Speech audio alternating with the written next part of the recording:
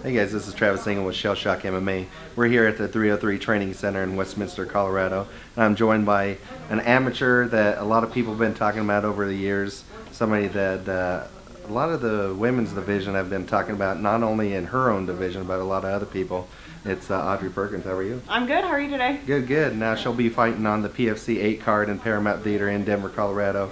And it's going to be for the women's strawweight division. And it's against an opponent that I saw, a couple months ago and stuff, and somebody that has been kind of highly touted, like yourself, Brittany Boone. Tell us a little bit about your opponent.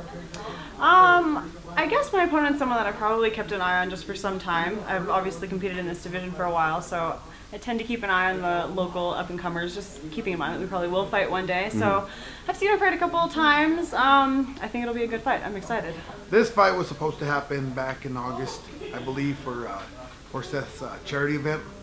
And due to some, conflicting schedules and stuff like that, us as a team had to pull out of that fight, and, now it got thrown at us again, and, since we took it the first time, we're like, yeah, let's do it.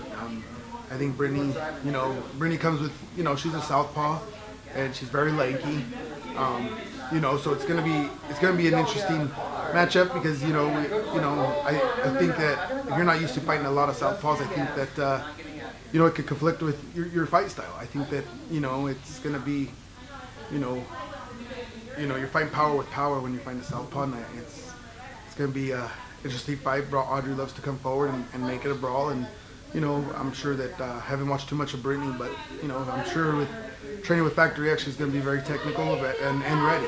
Factory X has got some good coaches and good training partners. So, I expect the girl fights always to be the most exciting. Like I say, they never have a filling out process. It's just a crash. So I expect everybody to be excited about this one. But this one's going to be a good fight. I think Audrey's the last of our amateurs here at 303 right now, and she has very good training partners. She spars with a lot of tough people, so I'm sure Brittany's going to have her hands full as well. It could go either way on this one. Perfect.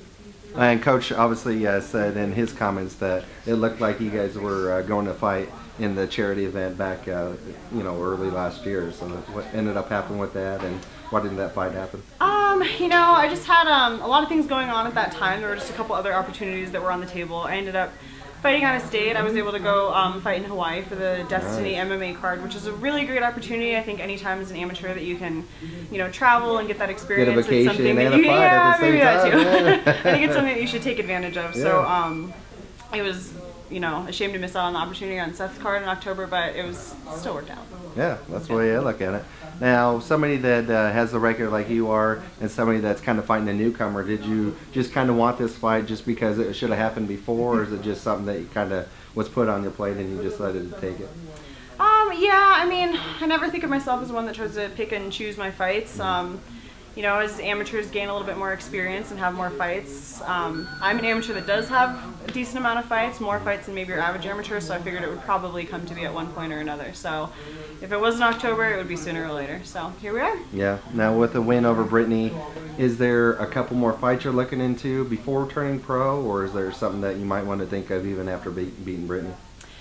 I think that right now, I never try to look too far ahead, overlook any obstacle or anything like that. So this is the only thing that I'm focused on right now. Just try to do as well as I can in March and put on the best performance that I can. Whatever comes after that, whatever opportunities arise, I'm more than looking forward to, and we'll just kind of take it on as a team. So that's the plan. Yeah. Now, how is the struggle as far as being an amateur fighter? Because a lot of people think of it as like, you're kind of living in the gym and that's like that. How was your life, and how have you kind of dealt with being an amateur for this while? To me, I guess it doesn't really make a difference. Training is training, fighting is fighting, whether you're a pro or an amateur. I think the reason that you should do the sport is because you love it, not necessarily why everyone else is looking at you and why you do it and this and that. I've just wanted to feel good about how I've competed and how I've performed in every time that I go in the cage. So whatever amount of time and experience that takes, I'm willing to put it in just because I enjoy doing it. Now, as far as getting into 303 Training Center and other gyms in the past and stuff, what has been kind of your background on it? How did you get into jiu-jitsu? How did the whole process work out from the beginning?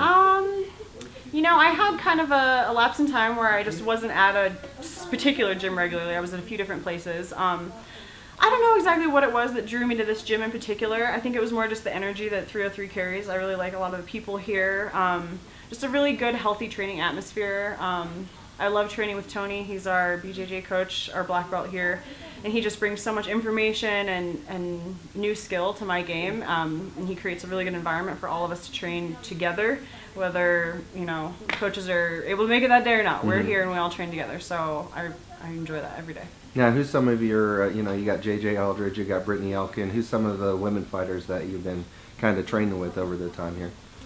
We've also been really lucky to have Stephanie Skinner and Cassie Robb join our team as well. I think it's really great having, you know, different strengths in all of our aspects of training come together and be able to kind of, you know, build on this and that and one thing over the other. So it's a pretty diverse environment, and I think that that's really great. You know, the 5 or 6 of us that are here, and we really just make each other better every day. So it's a lot of fun. Yeah, exactly. Definitely with all those top women and stuff, Yeah, and you're just an sure. amateur.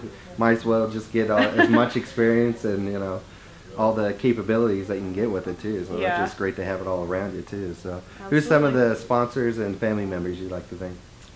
You know, I mostly just have training partners, family members, and that kind of thing to thank.